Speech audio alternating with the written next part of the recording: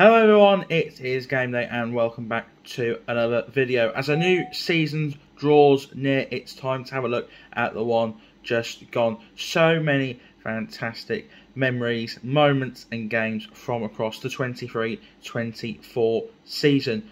And in this, or two videos, it's going to be split into two parts. We're going to have a look at the top 20, yes, top 20 games from this season.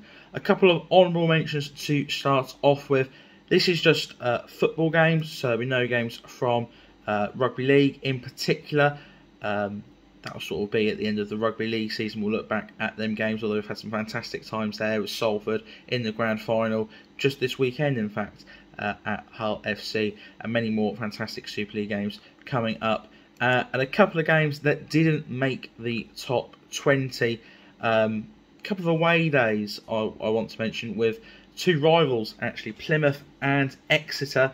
Two rivals on the pitch, but two great fan bases off the pitch as well, with Plymouth fans when they went to Ipswich and with the Exeter fans when they went to Cambridge. And they were two real good games, real good experiences. Didn't quite make the top 20, but were two games that I felt I deserved a mention just for, yeah, they were enjoyable days out. But yeah, let's get on to that top 20 now.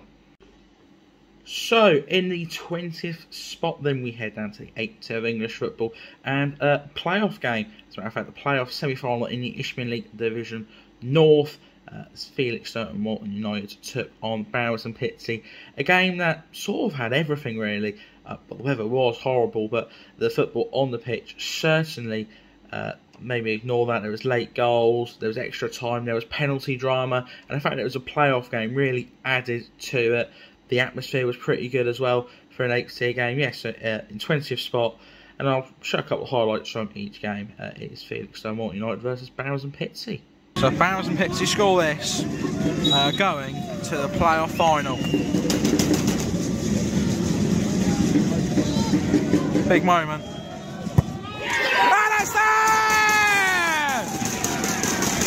Pitsea are in the Isthmian League Division 1 North playoff final.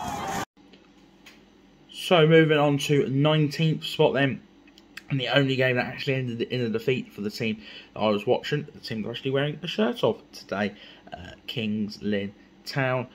They lost 2-1 to their local rivals Boston. I believe that was a Boxing Day fixture.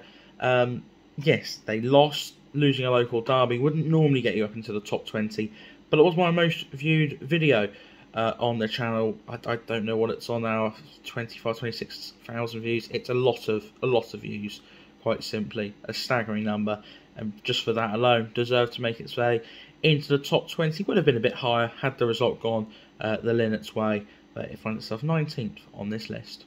Chance maybe for Lynn. Ball's pulled across, and it's in.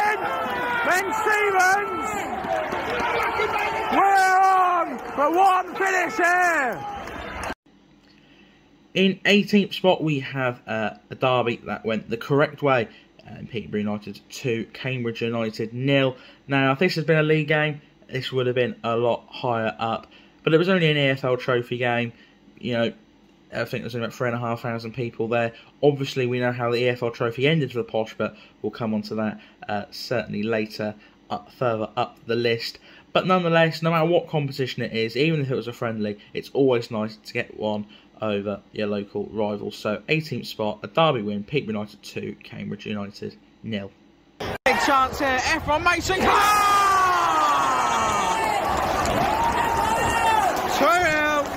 Goal from the skipper, brilliant ball through, an F1 Mason cart, cool, calm and collected. So in 17th spot then is a game that I hadn't originally planned to go to. In fact, it was very last minute due to a waterlogged pitch at Walsall, and it was Chasetown 4, Sporting Khalsa 1 in the Walsall Senior Cup. I believe it was quarter-final at that stage. The game itself was actually a really good game to start off with. I mean, 5 goals, Chasetown dominated, and it was a really good game to watch. But I was just really impressed with Chasetown as a club. Really nice club, really good facilities. Even for a cup game, real good fan base. And I've seen with the league games, they get really good crowds down at Chasetown. Lots of academy players on show. I just really enjoyed going there, the experience, it seems a really nice club, and I'll definitely be going to Chasetown again, because yeah, it just seems like such a nice atmosphere, nice place to watch the football. And at the end of the day, that's all I'm looking for. I'm looking to go to football, have a good time, and yeah, that's what I had at Chasetown. They find themselves in 17th spot. Ball in. Oh, and the Cows are right at the back, and it's gone in. That was actually an assist from the Sporting Cows, the player, I think. He could have just let that go out for a goal kick, but he didn't. He ended it back in. It's number 16 for Chasetown. I'll get the player's name in a minute. Who's got the 4. Chasetown 4, Sporting Cows 1. 16th position then, and the first entry on this list for the mighty Shots, Aldershot Town. We saw a lot of them in the first half of the season. We didn't see as much of them in the second half of the season. Good friend like Aaron Jones, who'll go there and support him. Along with the Shots, he got injured. Should hopefully be back for next season. We will be back for next season, so we will be back down at the Ebb Stadium and on some away days as well with the Shots. But the 16th spot is their first game from the league season, a 5-2 win versus Oxford City. We're in, really in with the atmosphere, and it was just a really good to see the feel-good factor around a club like Aldershot. From the outside you could see it's a club that have been struggling for a while in relegation battles, and on that first day of the season, in the sunshine and a bit of rain as well, proper British summer, they put on a show, 7 goals, great game, and a great time. So yes, 16th place, and not the last time we'll see Aldershot on this list. It was Aldershot Town 5, Oxford City 2.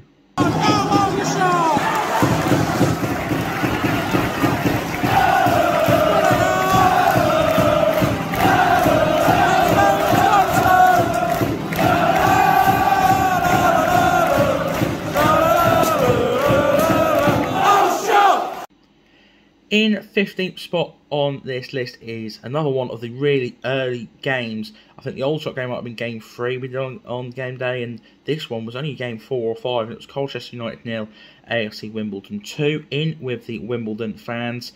I originally thought to go with the Colchester fans, but when I went to buy the ticket, I thought, hey, let's do something a bit different. Let's go in an away end as a sort of a neutral to the side. So I went in with the Wimbledon fans, and my goodness, what good fans. I mean, the fact that they won is probably why they're in the list, and someone like a Plymouth and an Exeter aren't in this list.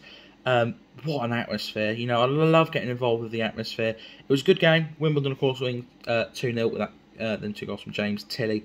But that game was so long ago. Yeah, it was one of the first games I actually put onto this list, because I've just got great memories of that night. Great away day. And yeah, the atmosphere in that away end, top tier from them Wimbledon fans. Shame they didn't get the playoffs in the end, but I'm sure they will go again next season. So yes, 15th on this list, that was Colchester United 0, AFC Wimbledon 2. Come on, I'm trying to race the egg, Bo. Nice chance here. It's Tilly. Shoot!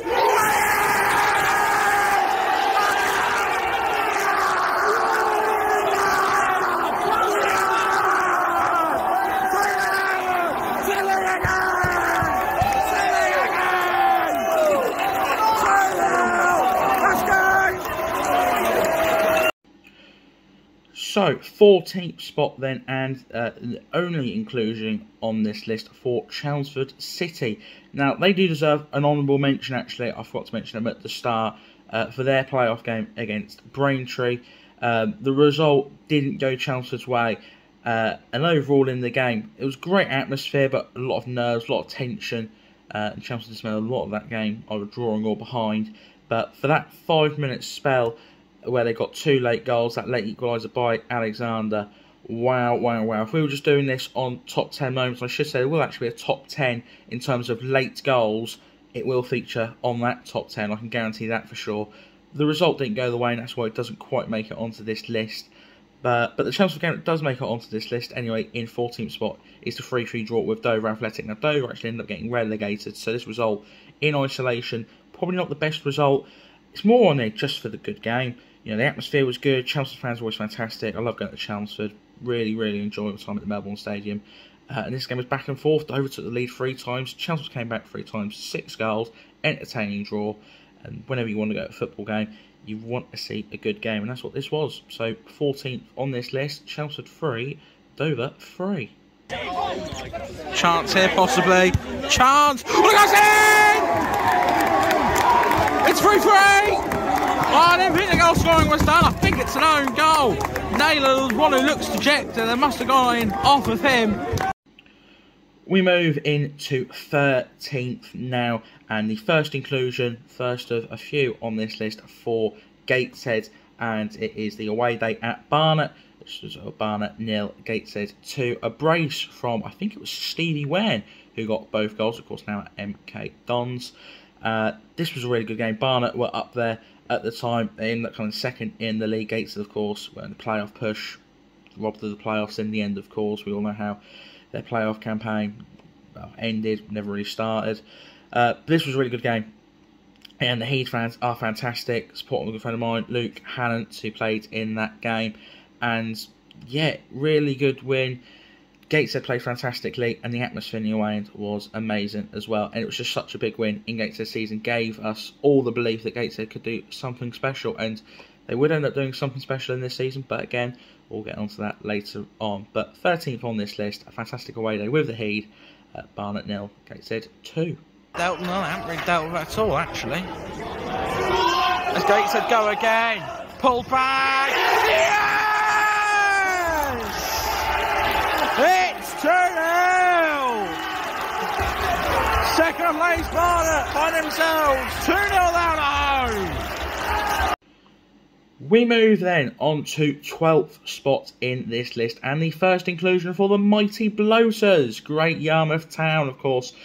We saw a few great Yarmouth Town games towards the end of the season, getting to know the Amber Wave, who I can't speak highly enough of the Amber Wave. You know, the welcoming, the atmosphere that they create at Yarmouth games. We will see plenty of Yarmouth games in the new season. But in 12th spot, the first inclusion on this list is Great Yarmouth Town 4, Wivenhoe 2. First of all, fantastic game against 6 goals. Of course, the atmosphere was amazing. We're with the Amber Wave. Every game is an amazing atmosphere. But for me, it was the importance of this win. Yarmouth were in a title fight with Framlingham. Both teams had started to fall off a little bit. I think such an amazing season. Both teams were just starting to tire a little bit. And this win was huge in what would eventually see Yarmouth win the title. So the actual importance of this win is what puts it into 12th, along with it being a great game and obviously a great atmosphere. So 12th spot on this list is Great Yarmouth Town 4, Wivenhoe 2. So second Bloaters corner in. Yes! It's in! It's Duffield, I think it's Duffield. We scored from a corner. Scored from a corner. We have scored from a corner. 1-1, Louis. So we move then on to 11th spot. This will be the final one for this video. The top 10 will be a separate video out very soon on the channel. In 11th spot is Boreham 1, Gateshead 1. Now, this was not the greatest of games. This is not here for the greatest of games. I spoke earlier how there'll be a top 10 for late goals, and I can guarantee you this one will be high up. I don't know exactly where yet because I've not finalised that list, but this game will be high up. Boreham took the lead early on. Kamonga Shamanga was involved in the goal. I don't know if it down as no goal. I can't remember off the top of my head. But then in the 96th minute, Dijon Brown, late equaliser, just for them scenes alone. And in fact, they rescued a point, a big point for Gateshead in what was their playoff push. I know their playoff push was meaningless in the end, but at the time we didn't know that. Yeah, just that late goal, the late scenes, it puts it up to 11th on its own. You know, I thought, is this a bit high for a draw? And then just watch the scenes again. Wow, wow, wow. I've not celebrated a goal like that many times in my lifetime. That is scenes and memories that will, you know, I'll have forever. So 11th place, Boreham 1, Gateshead 1, that late Dijon Brown equaliser. Brown's coming forward, Dijon Brown, yes!